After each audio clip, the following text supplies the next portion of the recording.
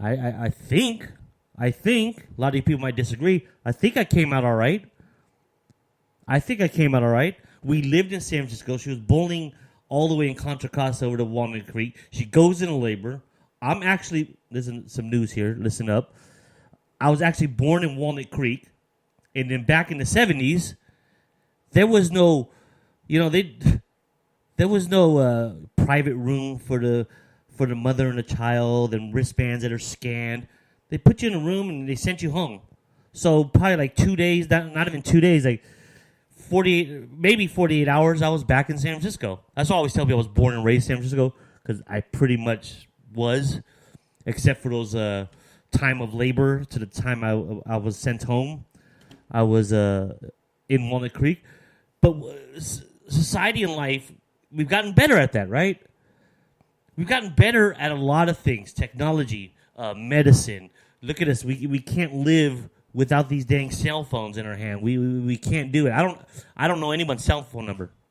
I don't know one person's cell phone number.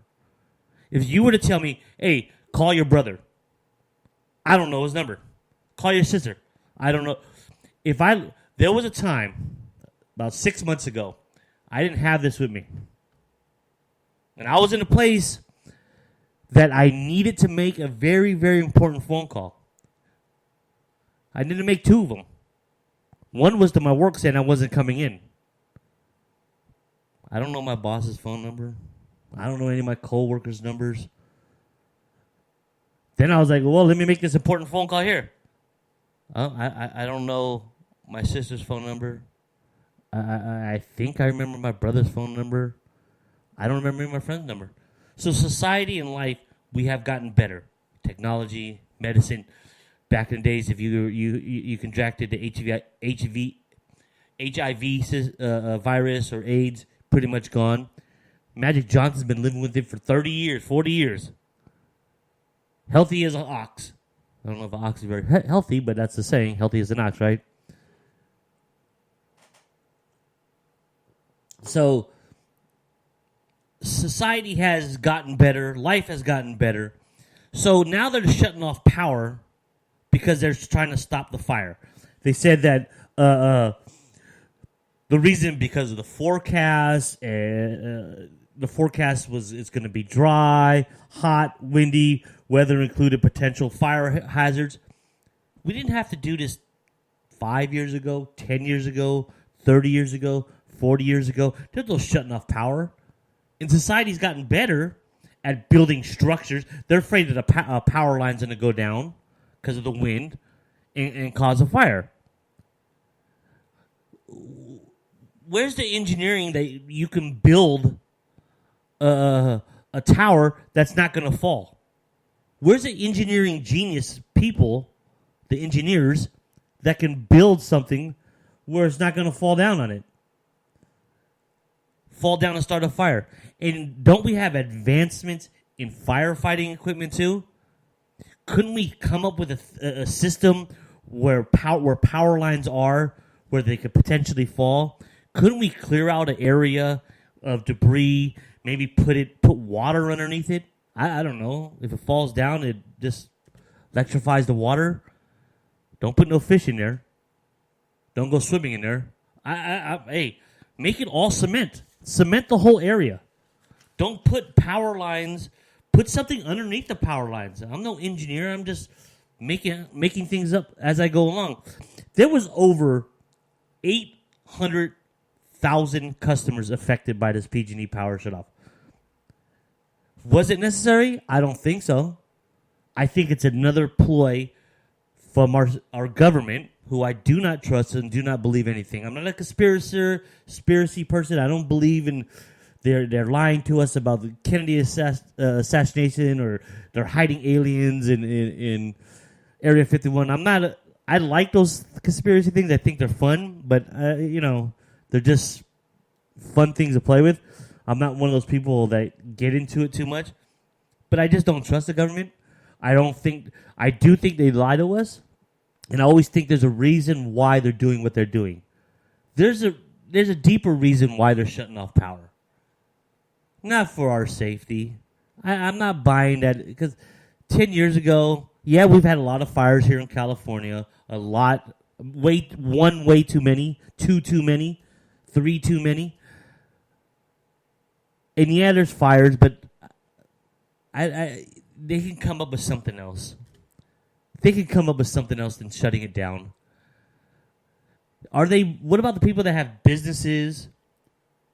What about people that have restaurants, food? What about a family of 4? A struggling single mother, single father has 2 or 3 kids on his own or her own.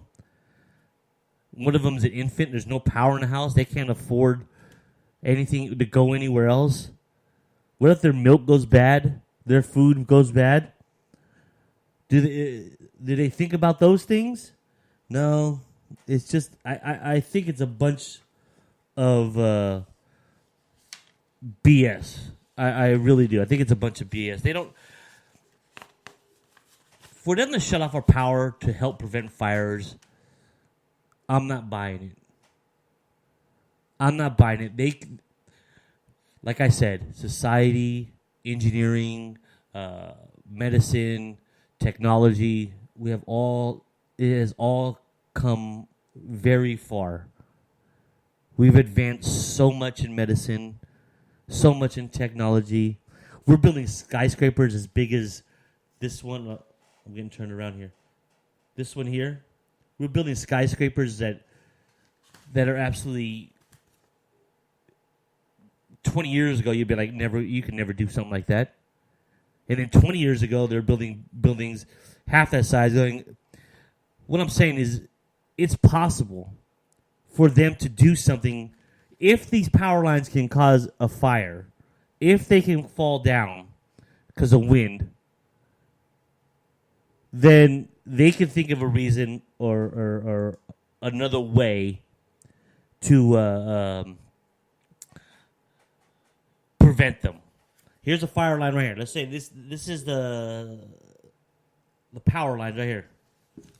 Build something like this. Oh, look, the wind it falls. You know, back in the old the 30s, the 20s, when they're building bridges, that's what they did. They put it on that people fell down and saved their lives. I'm just not buying it. That's probably because I don't really trust the government. Probably trying to save money or something. I don't know. You know, they're probably thinking they could probably. I bet you in a few weeks, months, years, they're going to say, "Oh, it helps us save energy too and save the planet." I do kind of believe in that. We should go green. You should recycle and all that stuff. You know, that's fine. But I don't think the reason why we're doing it. None of us in our lifetime or our kids' lifetime, or even our grandkids' lifetime, is ever going to see that come around. There's never going to be a shortage of trees. They're just going to plant new ones, and in 10 years, 20 years, 30 years, they're going to grow more. And in medicine and technology, they'll grow faster, stronger, like the bionic man. Another thing we have here going in California is this damn gas prices. What is with these gas prices? Why are they so ridiculously high? It almost baffles me that they are. Hold on, I'm checking my social media here. Of course, I just talked about social media, and I'm checking social media. So, my battery is low at 20%. My comments haven't popped up over here yet. Let me write one here.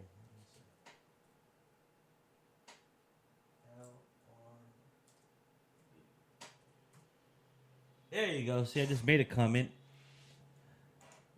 And it all comes up. Look at that. Alicia, ugh, yo, how are you? That's weird. I got to make a comment. Hello. Let me just reply. What's up, Gary? I already said what's up, Gary.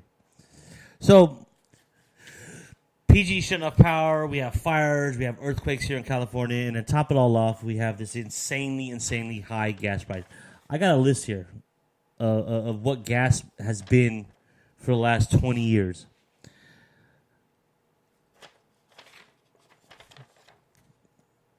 Let's see. In 2000,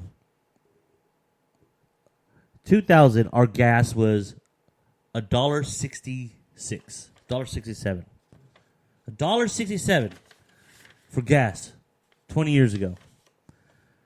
Now, this is on an average. I know in some places you see it over $4, which is insanely high. This is on the California average. Now, here we are 20 years later.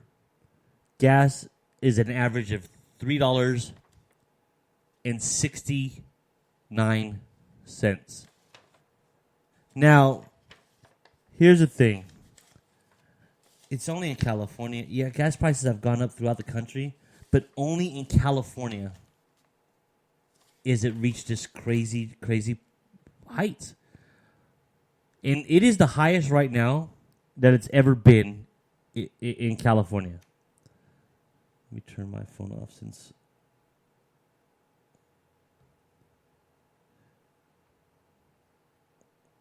it's not working, my charger. Anyway, it's just insane. I have a picture of me and my friends when we went to... we drove down to L.A., San Diego, and then we drove into Rosarito and Ensenada, Mexico.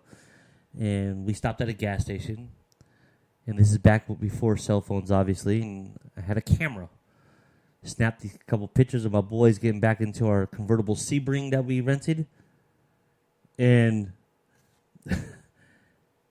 and the gas in the background was $1.87 for Supreme. High octane gas at a Shell gas station. I was like, what? Let me just read this here. I pulled this up here. Gas prices here are higher than... in a state that caught my eye was Texas. Why is Texas have such low gas prices right now? Why is it so low in gas in Texas? Wait. Who lives in Texas? Who owns oil refineries? When did prices of gas started going up? Oh, yeah, that's right. It was that guy, George Bush. That's right, huh? He owns oil refineries. Gas prices went up when he was in office. He lives in Texas. Huh. Is there something going on there? I don't know. Like I said, that conspiracy stuff is fun. Let me read this to you. It says, for the week of October 4th, the average gas price for a gallon of regular reached $4.18. That compares to a national average of $2.65. But in Texas, average price of regular gas is $2.03. Is there a connection there? I don't want to start another conspiracy thing here. Let me see what you said there. It's all taxes on the gas taxes are implemented by the government. I agree. And you're right. I mean, of course I agree, but I'm saying you're right. And it comes back to the government. It comes back to this conspiracy stuff about shutting down power, raising our gas prices, raising taxes. Is this a Trump thing? Yeah, I don't know. But it's just, why here? Why in California only is it at $4.18? You drive the state of Nevada, is $2.65. We're not talking cents here. We're not talking, it's 20 cents difference, 15 cents. No, we're talking about almost $1.50 difference. And it's not even close. I don't get it. And how come Texas is the lowest? Here's what I don't understand. I'm probably stupid. I probably don't understand the whole concept of it. Why